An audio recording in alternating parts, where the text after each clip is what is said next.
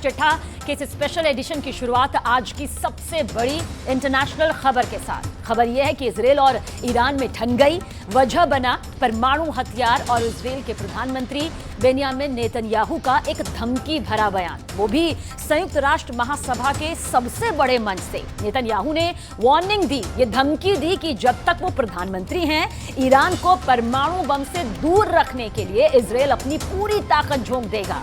बस फिर क्या था, ईरान ने भी करारा जवाब दे डाला।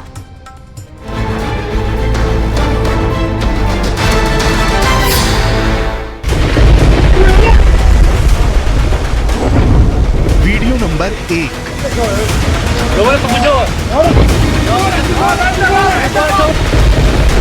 Video number 2।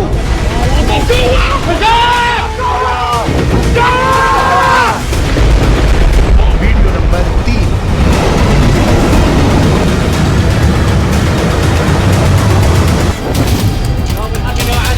ये 3 वीडियो तो बस वानगी है। ईरान इजराइल में खौफ बढ़ने के लिए ऐसे कई वीडियो रिलीज कर चुका है।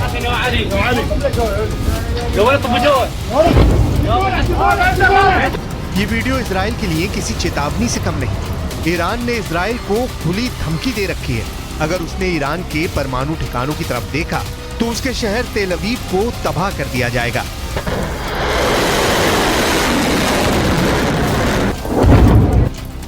ईरान के मीडिया की तरफ से जारी किए गए ये वीडियो एक बार फिर ट्रेंड कर रहा है। वीडियो में दिखाया गया है कि कैसे ईरान के मिसाइलों ने मोर्चा संभाल रखा है। ईरान की मीडिया के मुताबिक इन मिसाइलों के निशाने पर इजराइल का तेल अवीव शहर था। कहा गया कि अगर ईरान के परमाणु ठिकानों पर हमला हुआ तो इजराइल का शहर तेल अवीव मलबे में बदल जाएगा।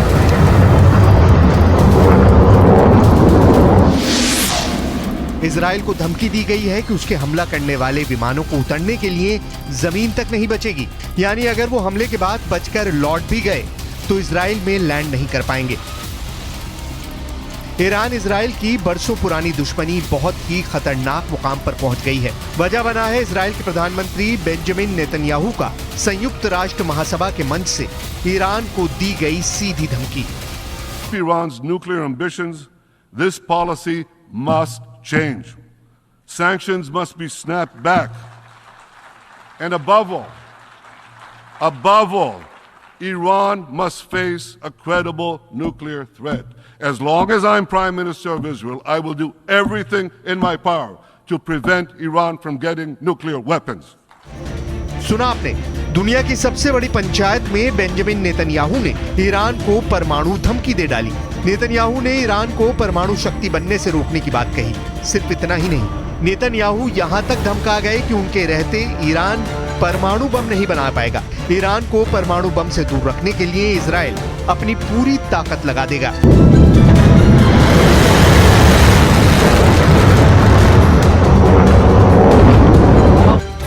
इजराइल की सैन्य शक्ति दुनिया से छिपी नहीं। इजराइल हर ओर दुश्मनों से घिरा हुआ है, फिर भी किसी की हिम्मत नहीं है कि उससे सीधा पंगा ले सके। इसके पीछे इजराइल की ताकतवर सेना है, इजराइल के घातक हथियार हैं, इजराइल के परमाणु हथियार हैं।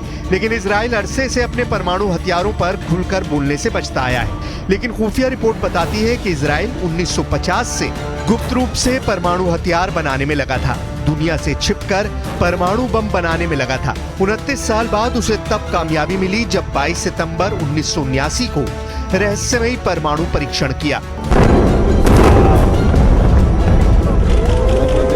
दावा तो ये भी किया जाता है कि इजराइल में परमाणु मिसाइलों के लिए ऐसे साइलो बने हुए हैं जहां परमाणु मिसाइलों को लगाया गया है। इन साइलो की गहराई करीब 170 फीट है। साइलो का भूमिगत परिसर 3 हिस्सों में बटा है। पहले हिस्से में मुख्य साइलो है जो मिसाइल का लॉन्च पैड है। यहीं परमाणु बम से लैस मिसाइलें भी रखी जाएंगी।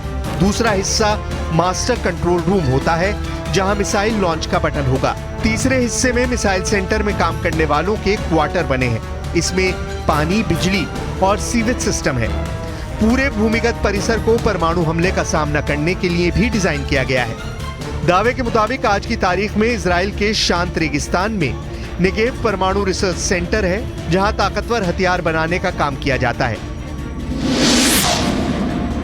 Stockholm international peace research institute के मुताबिक इजराइल के पास करीब 90 परमाणु हथियारों का जखीरा है, लेकिन इजराइल ने कभी भी खुद को परमाणु हथियारों से संपन्न देश नहीं बताया है। यही वजह है कि संयुक्त राष्ट्र में प्रधानमंत्री नेतन्याहू के परमाणु धमकी वाले बयान को उनके ही कार्यालय ने तुरंत वापस ले लिया। नेतन्याहू के दफ्तर से एक बयान जारी कर सफाई दी गई है, जिसमें कहा गया है कि तैयार भाषण में परमाणु खतरे की बजाय सैन्य खतरा लिखा हुआ था और प्रधानमंत्री भाषण के मूल पाठ पर कायम है। वहीं दावा किया जा रहा है कि ईरान परमाणु बम बनाने के काफी करीब पहुंच गया है। ईरान ने परमाणु कार्यक्रम को लेकर यूएन की संस्था IAEA यानी इंटरनेशनल एटॉमिक एनर्जी एजेंसी की एक रिपोर्ट में कहा गया है कि ईरान ने यूरेनियम की एक बड़ी खेप को इकट्ठा कर लिया है। दावे के मुताबिक ईरान ने यूरेनियम का जो जखीरा जमा किया है उसे इतना संवर्धित कर लिया है जिसके आधार पर कहा जा सकता है कि ईरान परमाणु बम बनाने के करीब पहुंच गया है। परमाणु बम बनाने के लिए 90% संवर्धित यूरेनियम की जरूरत होती है और IAEA के मुताबिक ईरान 83.7% संवर्धित यूरेनियम हासिल कर चुका है, यानी वो एटम बम बनाने के बेहद करीब पहुंच गया है। IAEA की रिपोर्ट के मुताबिक 2015 में हुए परमाणु समझौते के बाद ईरान के यूरेनियम का भंडार कई गुना बढ़ चुका है। हालांकि उस डील में ईरान के यूरेनियम के भंडार की लिमिट तय की गई थी।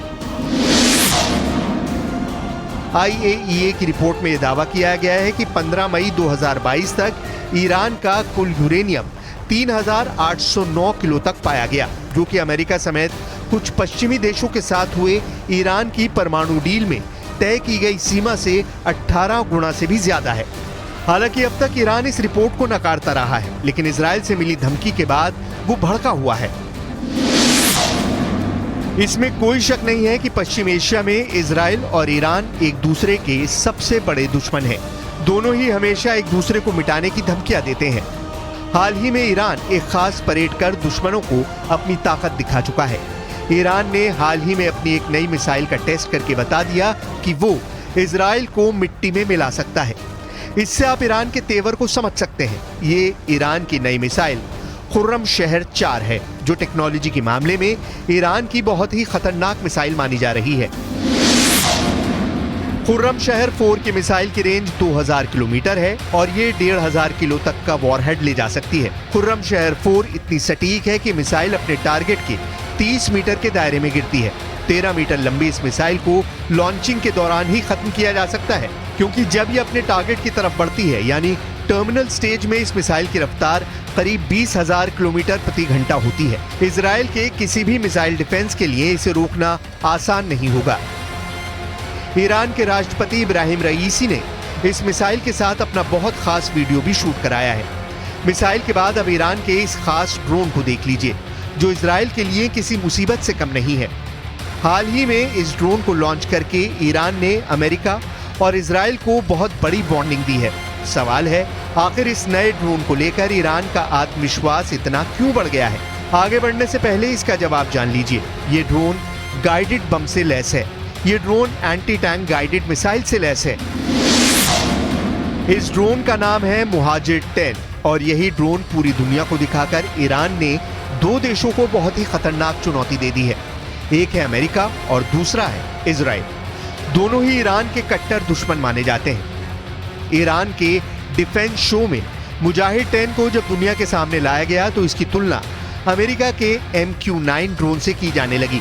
MQ-9, जिसे प्रीडेटर B ड्रोन भी कहा जाता है, ये वो ड्रोन है जिससे अमेरिका ने अफगानिस्तान और पश्चिम एशिया में अपने बड़े बड़े टारगेट को खत्म किया है। इसमें अलकायदा का चीफ अल-ज़वाहिरी भी शामिल था। लेकिन अब इसी ड्रोन की नकल बनाकर ईरान अमेरिका को चैलेंज कर रहा है।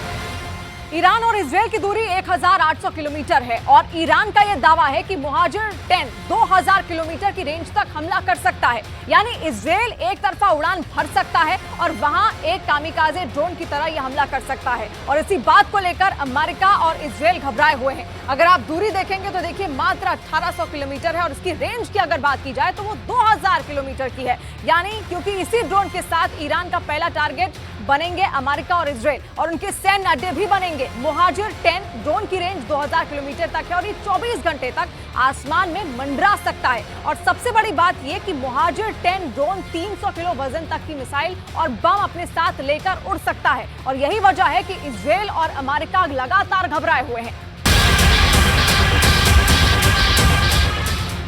ईरान के ड्रोन की रेंज बढ़ती जा रही है और अब इनकी जद में पश्चिम एशिया के वो इलाके भी आ रहे हैं जहां अमेरिका के अड्डे हैं, और वो इस ड्रोन को लेकर काफी बौखलाए हुए हैं। ईरान की ऐसी ही ड्रोन पावर को काउंटर करने के लिए इजराइल अब लगातार अपने आयरन डोम जैसे मशहूर एयर डिफेंस सिस्टम को अपग्रेड करने पर मजबूर हो गया है। लेकिन संयुक्त राष्ट्र महासभा के मंच से ईरान को धमकी देकर नेतन्याहू ने खाड़ी के एक हिस्से को खौला दिया है।